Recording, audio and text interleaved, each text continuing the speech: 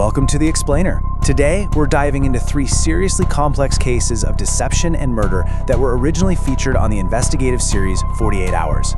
These are those wild stories that really challenge our understanding of truth. We're talking about individuals who fully believed they were smart enough and calculated enough to pull off the ultimate crime and just walk away. So, it begs the question, what exactly is the fatal flaw in a perfect crime? Today we're going to be looking at the absolute extreme lengths people will go to just to craft a completely fake narrative. They stage crime scenes, they literally weaponize vulnerable people, and they even invent imaginary villains out of thin air. But as you'll see, the very act of constructing these intricate, massive lies almost always leaves behind the undeniable evidence of their guilt. Okay, let's dive right into this. Here's our roadmap for today. We're going to start with the anatomy of deception. Then we'll look at a staged suicide. Check out the case of a weaponized patient, follow that up with an imaginary intruder, and finally, look at exactly what happens when these lies unravel. All right, Chapter 1, the staged suicide. Let's look at the case of Brian Fanian. Picture this. It's May 2018, and a respected police detective named Brian Fanian makes this frantic 911 call. He's claiming that during a really heated argument, his wife Amy suddenly grabbed his duty weapon and shot herself from point-blank range while he was standing just a few feet away. Sounds pretty open and shut, right? Well, crime scene investigators quickly found a massive, glaring issue. The actual physical wound simply did not match his story at all. Now, what's really interesting here is the science, because that is exactly what unravels his lie. Let's talk about stippling. When a gun is fired at point-blank range, it violently expels debris, like gunshot residue, and that leaves a very distinct pattern on the skin. That pattern is called stippling. Well, Amy Fanian had absolutely zero stippling on her. A ballistics expert looked at this and concluded the gun had to have been fired from at least 18 inches away. You just cannot shoot yourself in the side of the head from 18 inches away. So right there, the forensics completely dismantled his airtight alibi. But wait, it gets even crazier. Investigators decided to check out his office computer.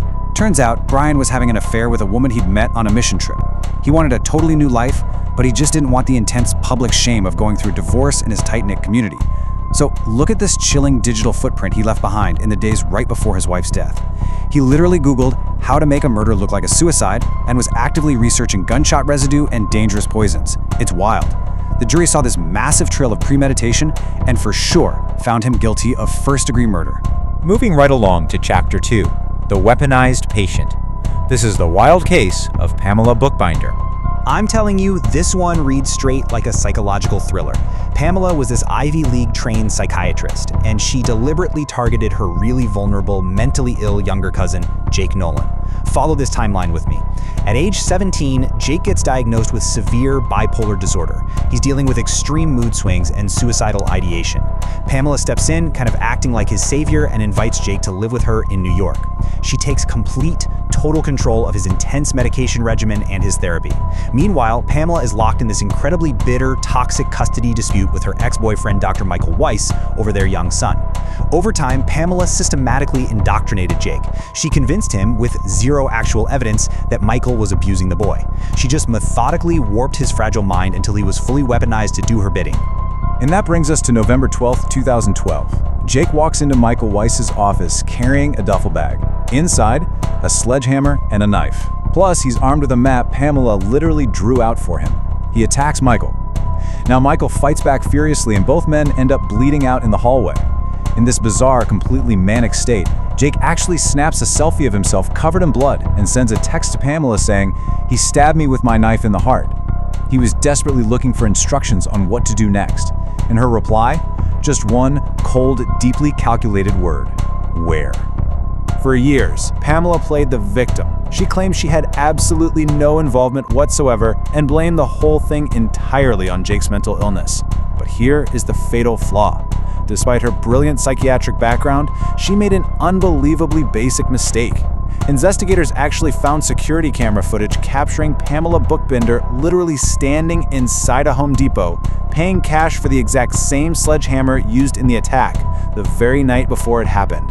After evading justice for years, that indisputable visual evidence finally cornered her into pleading guilty. All right, Chapter 3, the imaginary intruder. The case of Nick Firkus. Let's go back to April 2010. Heidi Firkus makes this terrified, frantic 911 call to report a break-in at her home, but the call is suddenly cut short by a gunshot. Her husband Nick claimed they were suddenly ambushed by a masked intruder, but police soon discovered Nick was hiding a colossal secret. Their house had actually been foreclosed on. They hadn't paid their mortgage in 22 months. And here's the absolute crucial detail. They were scheduled to be violently evicted the very next day, and Heidi had absolutely no idea. Nick's shame over this financial failure was total. And you know what this entire case ended up unraveling over? A single number: 65. When investigators analyzed the phone records, there was exactly a 65-second gap between the incredibly loud gunshot that abruptly ended Heidi's 911 call and the moment Nick finally picked up the phone to dial 911 himself. So what on earth happened in those 65 seconds? Well, prosecutors put together a staggering timeline. The physical evidence at the scene completely shattered Nick's story of a chaotic, frantic struggle.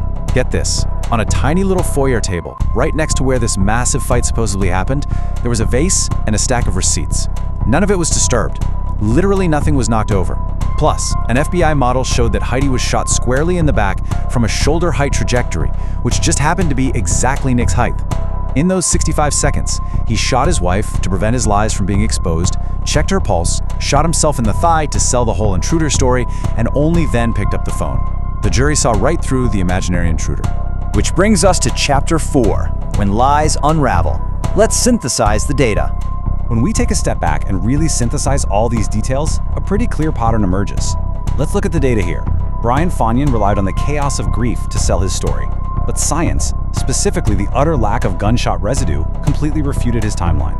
Pamela Bookbinder relied on her sheer intellect to manipulate a patient, but it was just a basic security camera at a Home Depot that exposed her direct hand in the violence. And Nick Firkus, he relied on a dramatic, scary story of a masked burglar, but the digital silence of a 65-second gap and a perfectly undisturbed vase laid his staging bare. In every single instance, the frantic, desperate effort to cover up the crime became the exact mechanism that exposed it to the world. And that brings us to this final, really powerful thought.